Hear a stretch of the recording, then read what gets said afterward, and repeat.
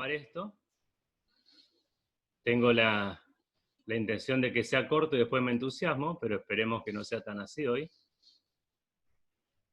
Y vamos a ver justamente con lo que veníamos charlando en la clase pasada con Nico, justamente que estamos hablando de ruedas y esas cosas. Vamos a ver el tema de la fricción.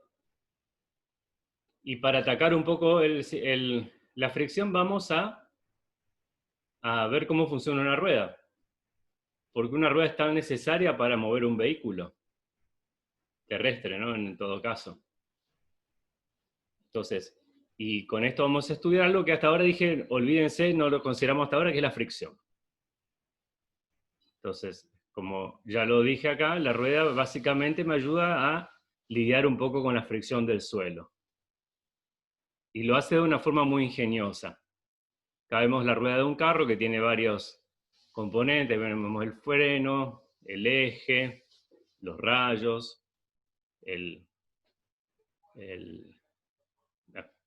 toda la llanta en sí. Y vamos a ver cómo esto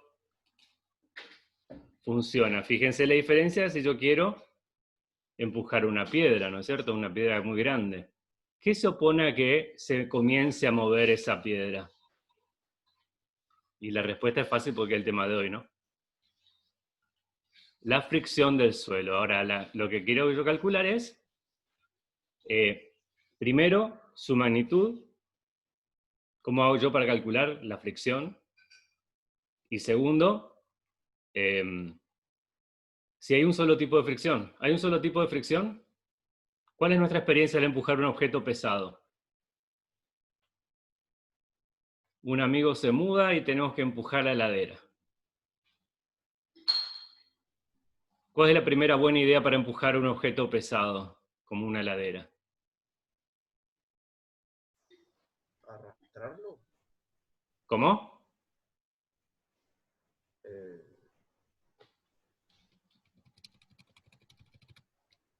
Dígame, ¿usted cómo harían para empujar un objeto pesado? Poner una superficie lisa abajo, Claro, eso es una buena idea, ¿no es cierto? un trapo. De paso, porque si no ponemos el trapo y empujamos la heladera, ¿qué va a pasar? Rayamos todo. ¿Cómo?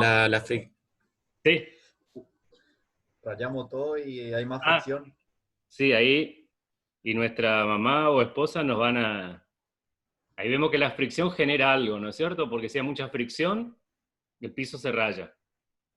Eso ya es una buena conclusión. Algo pasa y ahí, para que eso pase, tiene que haber alguna cosa, algún intercambio de algo ahí.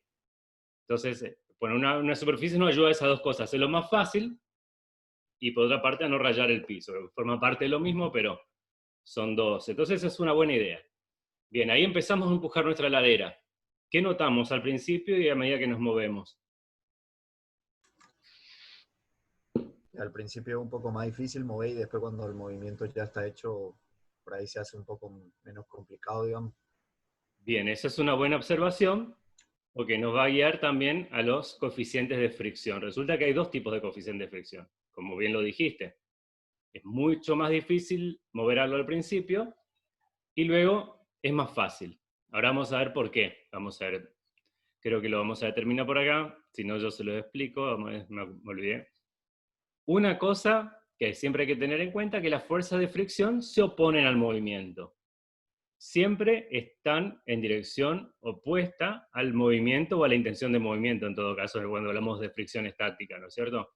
Nosotros empujamos hacia un lado y la fuerza de fricción se opone, hasta donde puede. A todo ese rato se opone, y eso a veces es útil porque, por ejemplo, vamos a ver si yo tengo acá, yo tengo esta lata acá y yo la puedo sostener. ¿Por qué la puedo sostener con dos dedos así?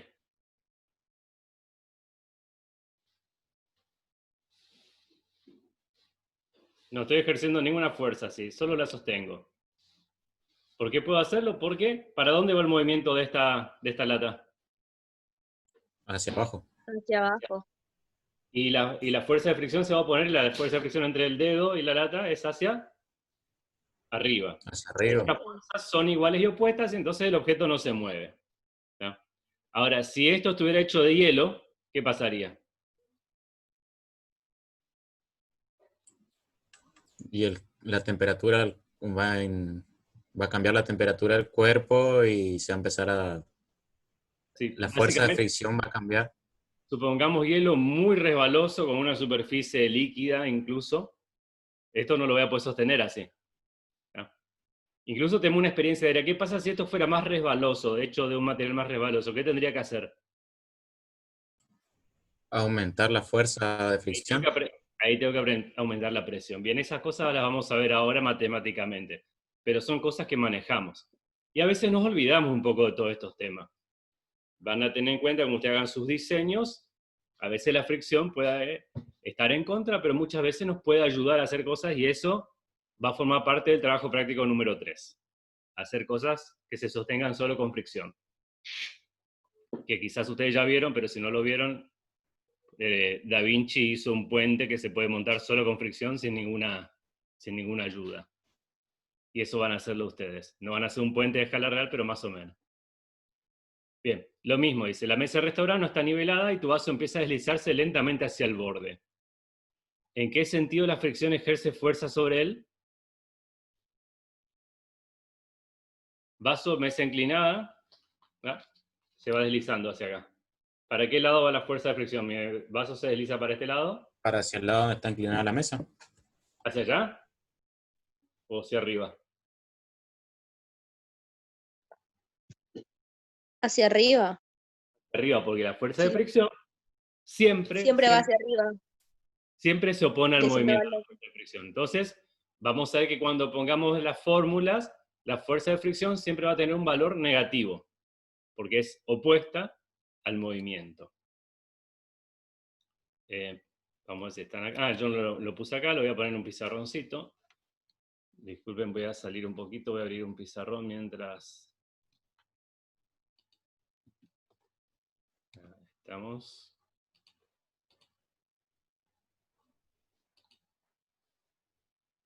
Voy a setear el pizarrón. Sé que está un poco lento acá. Y lo voy a guardar. Y lo voy a llamar fricción. Voy a copiar el link y les paso por el chat. Después si quieren participar de este pizarrón o directamente, o si solamente lo quieren ver por la... Y dije chat, pero no me articulo. Bien. Ya volveremos. Bien, entonces vamos a ver de qué depende esta fuerza de fricción. Ahora sí me aparece por fin el chat y les envío el link del pizarrón. La fuerza de fricción va a depender, y acá por ahí está un poco fuera de orden, pero hay algunas leyes, y cuando digo leyes, lo digo entre comillas, porque son básicamente medidas cualitativas, no cuantitativas todavía, pero sí que nos van a dar una idea de cómo se comporta la fricción. Y estas leyes las hizo un hombre llamado Amonton, que investigaba, entre otras cosas, turbinas de vapor, y para eso necesitas saber algo de fricción. Pero algunos dicen que robó la idea, aunque muchos dicen que no las conocía, porque son medio descubrimientos modernos, de Leonardo da Vinci. Leonardo da Vinci ya había investigado sobre la fricción y había llegado a algunas conclusiones imperfectas, pero que iban en la dirección correcta sobre cómo funciona la fricción. Entonces, una de las cosas de la que depende la fricción es de lo fuerte que se presionan las superficies entre sí. Y esta sería la segunda ley de fricción de Amonton.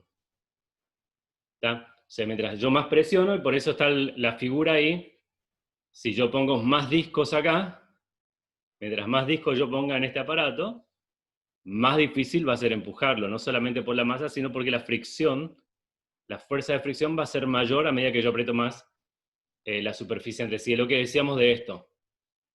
Mientras más fuerte, mientras más resbalosa sea esta superficie, más fuerza yo voy a necesitar hacer. O sea que voy a tener que presionar las superficies entre sí. Vamos a ver otra. Tiene que ver también con esto que está. Ahora vamos a continuación. Depende de lo resbalosas que sean las superficies. Y ahora vamos a ver por qué. Una superficie pulida es mucho más resbalosa o tiene menor fricción que una que no está pulida. Esto se debe a que ¿por qué hay fricción? Porque cuando tenemos dos cuerpos en contacto entre sí, y esto lo vamos a ver en el segundo cuatrimestre, cualquier cuerpo que hagamos no es perfecto, tiene imperfecciones, son como montañas, si uno lo mira con un microscopio, una superficie por más pulida que sea, son como un montón de montañas. Estas montañas están así y se molestan unas con otras. Eso es lo que sucede. Entonces, también pasa eso. Al principio esto está muy unido, cuando la ladera está quieta, y a medida que lo vamos moviendo no tiene tiempo de interactuar tanto. Por eso al principio cuesta mucho moverla, porque están muy unidas esas superficies entre sí, tienen todas esas partes rugosas en contacto, y cuando agarramos una velocidad, no tienen suficiente tiempo para estar tanto en contacto. Entonces, hay fricción, pero hay menos.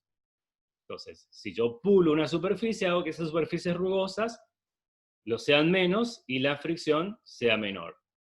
También, por supuesto, ¿O puedo depende. rellenar con algún líquido? En algunos casos se hace eso, ¿no es cierto? Se tapan los poros. Obviamente nada de eso es perfecto, ¿tá? Pero todas esas son, por ejemplo, si yo o le puedo poner una capa, que es lo clásico que hacemos en las sartenes, ¿no es cierto? La sartén tiene una capa arriba de, ¿qué se le pone a las sartenes normalmente? Teflón. Teflón. No, teflón. Sí, hay varias cosas. Lo clásico, y ahora se está reemplazando por otra superficie, es el teflón. El teflón, lo bueno es que hace que la superficie sea más resbalosa y sea más fácil que no se pegue la comida. El problema es que es algo que se pone sobre esa superficie y eventualmente se desgasta. Y más si agarramos, y no sabemos cómo funciona el teflón, agarramos la virulana. Hacemos fricción con la virulana. Claro, y ahí sacamos la superficie, chau. Sacamos la superficie de teflón y sonamos. Nos ligamos el reto y tenemos que comprar otra sartén o olla de teflón. A veces es un gran invento, lo vamos a ver cuando veamos la parte de química, por qué funciona el teflón. Esa es otra. Ahora yo veo que hay otro tipo de ollas. Y acá se acuerdan el capítulo que Marsh fue a las Olimpiadas, Marsh Simpson, y practicó este singular deporte, a ver si acá, que se basa también en la fricción. Sí, el curling. Sí, el curling, ahí está. A ver si esto funciona esta vez. Deberíamos empezar a ver un video de curling.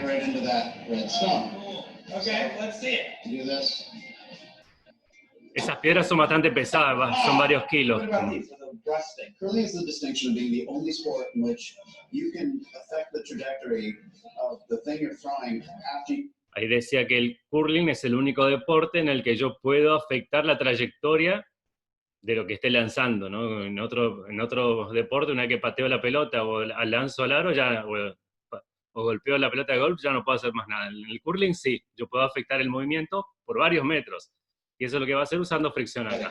Like rushing the ice, what you're doing is you're warming it up. A lot of people say they're not sure, they think that you're melting the ice a little bit, but the effect that it has is that you can carry one of these stones straighter than it would have gone and carry it up to 10 feet further than it would have gone under its own weight. So, dice, hasta 3 metros pueden llegar, si es como Marge Simpson que se pasó toda su vida barriendo, pueden llegar a desarrollar tanta fuerza que hasta 3 metros extra pueden hacer mover no me acuerdo cómo se llamaba la piedra esta del curling.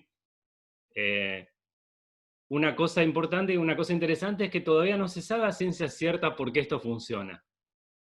Así es porque alisa la superficie, algunos dicen que porque forma una pequeña capa de, como que este movimiento de fricción, y ahora vamos a ver, es fricción, sería fricción estática más que genera energía, y lo que hace es derretir un poco el hielo, aumenta un poco la temperatura y forma una capa de agua. Y esa capa la que es muy resbalosa. O sea, no es como que hace una depresión. is you're holding it on the right side of the body. You want one hand high, one hand low on the broom. You want to put it down like that with your body weight. Okay. Remember, we're trying to heat up the ice. Right? If we were to put this down on a bathroom scale, what we'd be looking for is how many pounds can we put on that? As many pounds on it as we can have. As many strokes as quickly as we can have. Okay. That's what's going to impact your sweeping. Got it. Okay. Trying to melt ice here if we can. Yeah. Ahí vemos algo interesante, porque también tiene que ver con algo que vimos en clases anteriores. la fuerza que aplica casi tiene que ser vertical, porque de esa forma aprovechamos mejor. ¿Se acuerdan cuando habíamos visto el trabajo? Transformamos mejor nuestro trabajo en energía. Entonces, ahí vemos cómo afecta lo resbaloso que son las superficies.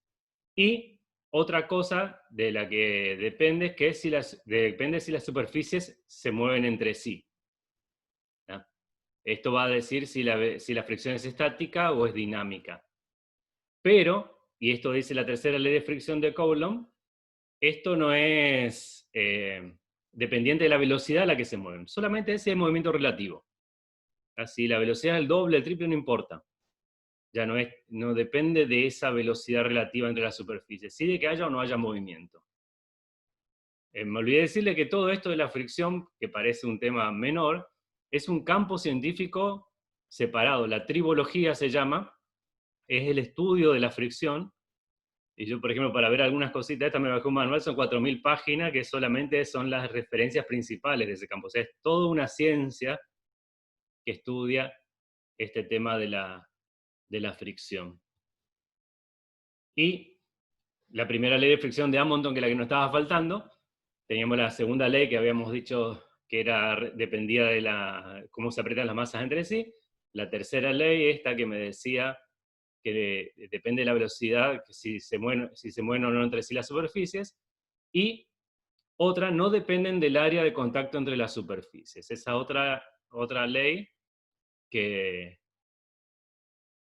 no les había incluido antes, pero bueno, esta la puse como un extra, no es tan útil para nosotros, pero está bueno, es interesante. Bien, acá está lo que les había mostrado antes, como que estas dos superficies que pueden parecer perfectamente lisas, tienen un montón de rugosidades, defectos, porque el material perfecto prácticamente no existe, siempre va a tener poros, va a tener inclusiones, va a tener montones de defectos que se pueden minimizar, pero no eliminar completamente. Bien, acá una pregunta de lo mismo. ¿Cuánto más difícil es deslizar dos libros idénticos sobre una mesa que deslizar uno solo de los libros? ¿Qué les parece? La respuesta es fácil. Dijimos que depende de la fuerza con la que se presionan las superficies entre sí. Entonces, si la fuerza es el doble, si el peso es el doble, la fuerza que presionan entre sí las superficies es el doble, va a ser el doble. Vamos a tener que aplicar doble de fuerza. ¿Ya? Yo voy a pasar un poquito al pizarrón para pasar en limpio esto que vimos. Voy a compartir el pizarrón, que les pasé el link por ahí. Ahí está. Y veo que ya dibujé algo sin querer. Bien, acá me recuerda que nos faltan 10 minutos, ya saben la rutina. Es muy molesto esto, vamos a cerrarlo. Sí.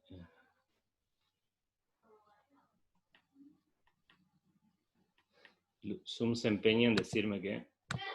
Ahí está. Si quiero comprar. Acá iba a borrar esto.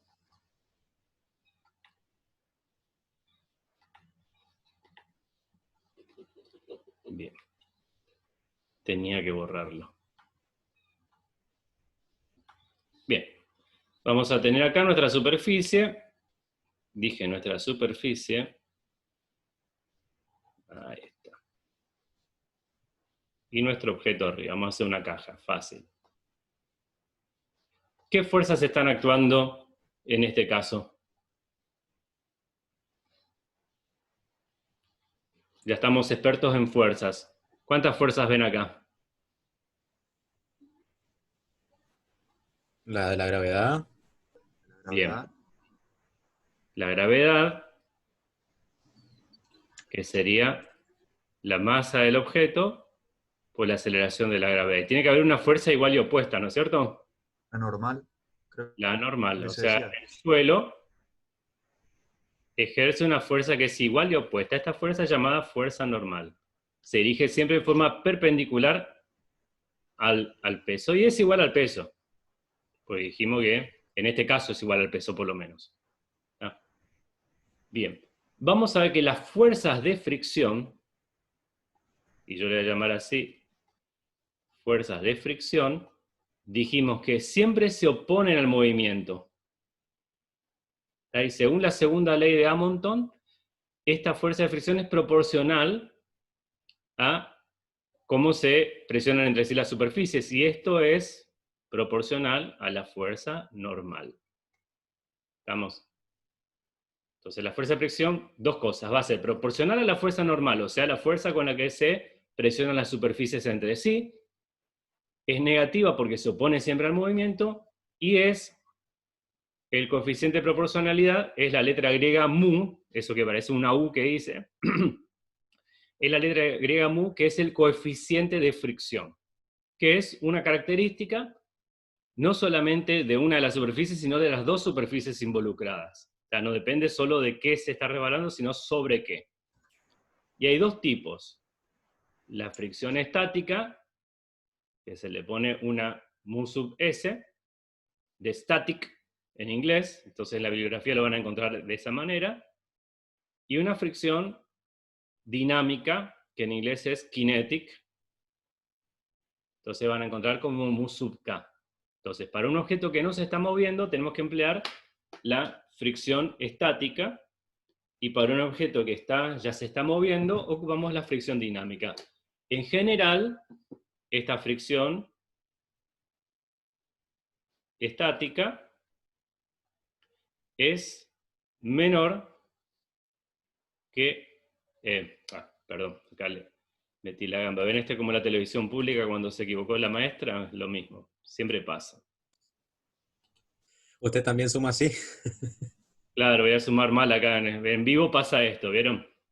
La fricción estática es mayor. Dijimos que primero es más difícil mover, entonces esto es mayor. Encima después viene la explicación de por qué me equivoqué. Está bueno eso. Siempre la fricción estática es mayor, porque al principio es más difícil mover que la fricción dinámica. Esto es básicamente lo que les dije y la única ecuación que vamos a necesitar. Voy a pasar... no, acá puedo pasar directamente. Por ejemplo, acá tengo una página que tiene montones de... Es Engineering Toolbox. Siempre acá es una fuente de datos, pero bueno, hay muchas páginas de internet. Esta página puede convertir unidades, más un montón de cosas. Y entre otras cosas acá tienen materiales y combinaciones de materiales. Dice coeficientes de fricción para algunos materiales comunes y materiales y combinaciones de materiales. Dice los materiales que participan, cómo están esas superficies, y el coeficiente estático y el coeficiente dinámico. Fíjense, por ejemplo, aluminio sobre aluminio, que está limpio y seco, el fricción estático es entre 1,05 y 1,35, porque todo depende también, porque no hay un solo aluminio, eso lo vamos a ver. Seguramente está hablando de una aleación de aluminio, o un aluminio, no está hablando de aluminio puro. Entonces esto es un rango de valores, y cinético va a ser 1,4. Vamos a ver que es más fácil medir estático que cinético, es bastante más sencillo. Y si en cambio la superficie está lubricada y grasienta, es de 0,3, es mucho menos, o sea, por cada kilo de fuerza entre las superficies, 300 gramos van a oponerse al movimiento, mientras que cuando no está lubricado es más del peso lo que se opone. Algunos metales tienen coeficiente de fricción superior a 1, quiere decir que se va a oponer más que el peso todavía. Bueno, acá hay un montón de combinaciones de materiales. Por ejemplo, acá hay bronce sobre hielo a 0 grados y bronce sobre hielo a menos 80 grados centígrados. Hay montones de materiales. Se lo muestro así nomás porque ustedes ahora van a hacer el experimento en sus casas como parte del práctico número 3. Van a experimentar y van a obtener, obviamente, coeficientes de fricción estáticos. Acá vamos a ver que hay varios materiales poliméricos, plásticos, para decirlo de alguna manera, poliestireno, goma, etc. Fíjense que los plásticos están entre 0,2, 0,3, 0,4 de coeficiente de fricción. Y acá tenemos a ver si está el teflón. Acá está el teflón. Fíjense que el teflón es 0,04 el coeficiente de fricción. Cuando, por ejemplo, la 0 sobre acero, 0,11. Si yo pongo ese teflón sobre acero, que sería la sartén, varía entre 0,05 y 0,2 mientras está seco, y es menos todavía si está mojado. Estamos ahí, depende también de la temperatura. Paso a otra paginita, ahí está, y tenemos nuestro hombrecito, y tenemos una caja. Acá tiene que mover una caja que dice que pesa 100 kilos. Acá yo puedo modificar varias cosas en esta app. No me deja, justamente, me deja hacer un montón de cosas, menos moverlo. Bueno, lo voy a dejar ahí. Acá yo puedo poner, por ejemplo, acá en este caso, entre ponerlo sobre hielo o sobre madera, no me da muchas opciones. Me permite acá hacer el diagrama de fuerzas, que es el que habíamos dibujado recién. Bien, y fíjense lo que pasa. Yo le aplico una fuerza, vamos a poner una fuerza de 100 newtons. Entonces, apliquemos la fuerza. Dije, apliquemos la fuerza. No quiere hacer mucha fuerza mi hombrecito. ¿Qué pasa ahí?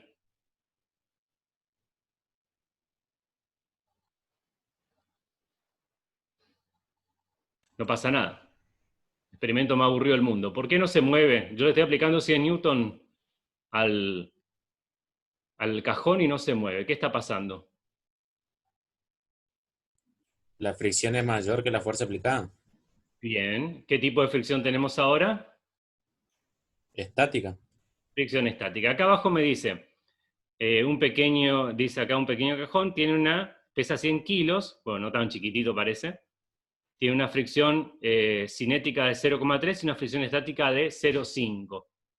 Si vamos a la ecuación que yo hice anteriormente, 0,5 multiplicado por la fuerza normal me debería dar la fuerza de fricción estática que tiene este cajón. Como tiene 100 kilos serían 980 newtons. Y la mitad de 980 newtons serían 490 newtons. Esa es la fuerza de fricción que tiene. O sea que si yo, vamos a ver este experimento puede fallar, le pongo 480 newtons en vez de los 100 que tenía.